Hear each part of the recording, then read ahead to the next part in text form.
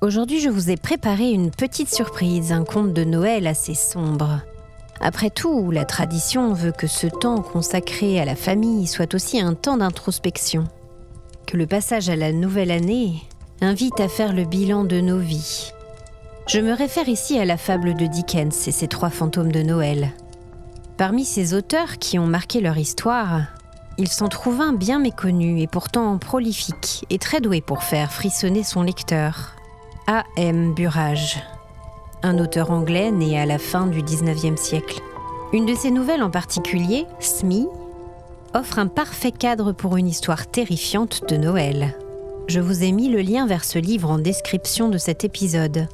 Et je vous propose maintenant une histoire qui donnera une parfaite suite au récit de Burrage. À vous ensuite d'aller lire l'histoire originale.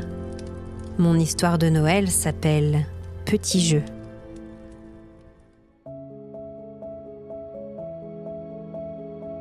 Je crois que quand on est ado, la perspective de passer Noël en famille est aussi attractive que d'aller chez le dentiste, d'avoir un contrôle de maths dès le lundi matin, bref, c'est un peu comme les 7 plaies d'Égypte. D'ailleurs, mon purgatoire à moi va une fois de plus prendre la forme de 7 petits êtres insupportables. Mes 2 sœurs Julia et Adi, les jumelles démoniaques comme on les appelle, et mes 5 cousins et cousines.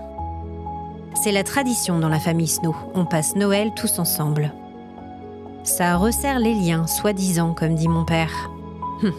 À part nos dents grinçantes, qui elles effectivement sont bien resserrées, je ne vois pas bien de quoi il parle. Voir les parents, mon oncle et ma tante, boire jusqu'à s'endormir à table après une bonne dispute sur l'état du monde, ne me semble pas vraiment propice à l'harmonie familiale. Et en plus, depuis que j'ai atteint l'âge vénérable de 15 ans, c'est toujours moi qui dois garder et animer le groupe des petits. Comme s'il y avait besoin d'animer une catastrophe ambulante. Mes sœurs et mes cousins sont bien trop heureux de se liguer contre moi pour me faire enrager. Bref, je m'égare. Cette année, mon père a voulu faire un effort et proposer une nouveauté.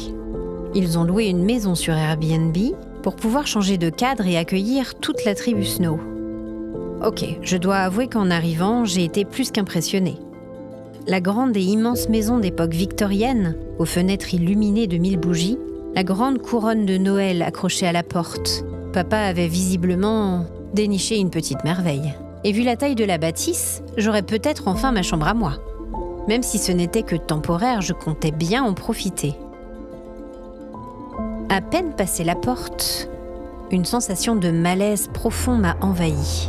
La sensation d'être observée m'a accompagnée à travers ma découverte de toute la maison. Je me suis même retournée plusieurs fois en montant l'escalier tellement j'étais sûre que quelqu'un se trouvait derrière moi. Une autre chose bizarre aussi, en partant, le propriétaire nous a souhaité un joyeux Noël. Puis il a conseillé d'un ton gêné mais catégorique à mes sœurs et leurs cousines qui se trouvaient là de ne surtout pas jouer à cache-cache dans la maison. Mon père s'est avancé en fronçant les sourcils, prêt à en découdre. Monsieur Sangston a souri et levé les mains en un geste d'apaisement.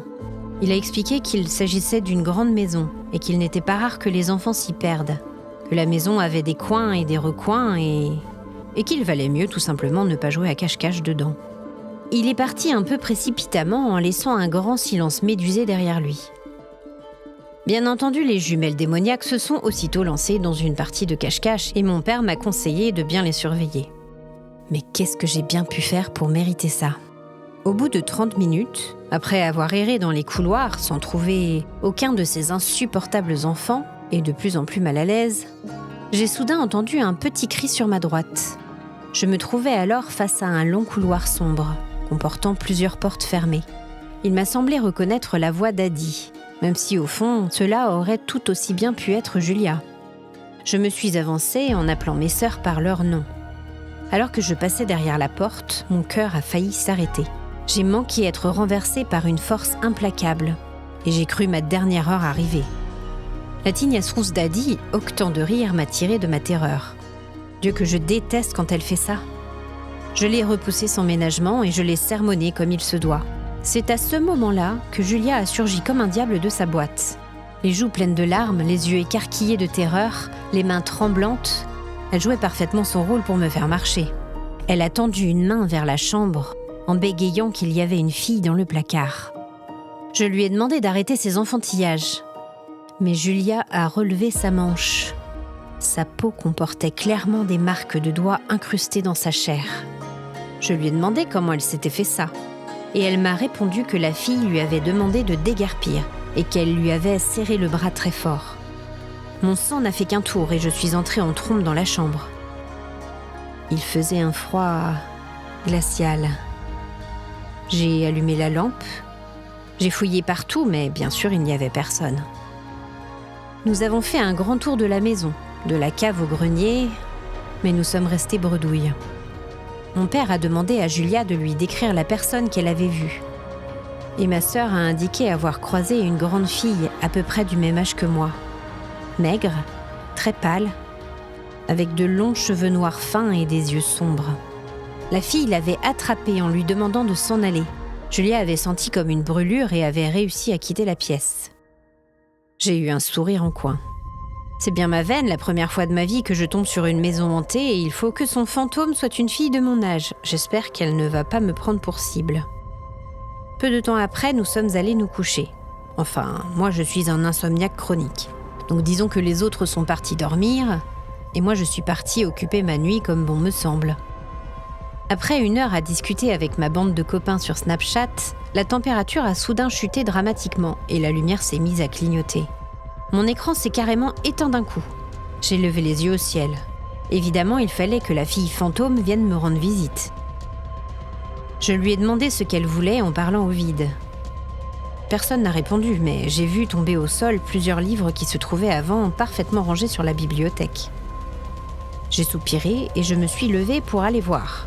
En me baissant, je suis tombée sur une espèce de vieux journal, aux pages jaunies par le temps.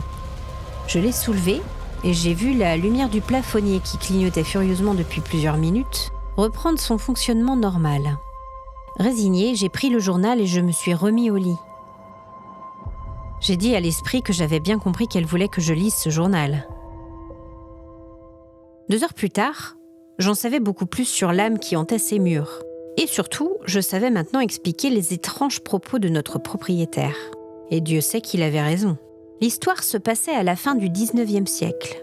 Lors d'un Noël dans la maison, un groupe d'amis avait réveillé l'esprit solitaire d'une certaine Brenda Ford, une jeune fille aux longs cheveux noirs qui était tombée il y a une dizaine d'années dans les escaliers de la cave à l'occasion d'une partie de cache-cache. Le groupe ayant sans le savoir reproduit les conditions exactes de la mort de la jeune fille, celle-ci s'était manifestée comme elle l'avait fait ce soir. Elle n'appréciait visiblement pas notre présence à ses côtés. Le lendemain matin, j'ai montré le journal à mon père.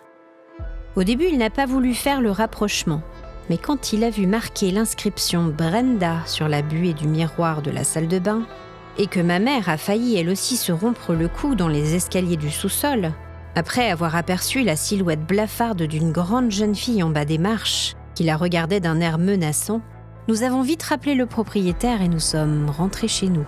C'est petit chez nous, mais au moins c'est tranquille. Je n'oublierai cependant jamais les paroles du propriétaire en nous voyant déguerpir. Il a soupiré et il a murmuré qu'il nous avait pourtant bien dit de ne pas jouer à cache-cache. Je vous souhaite un très joyeux Noël à tous. À très vite.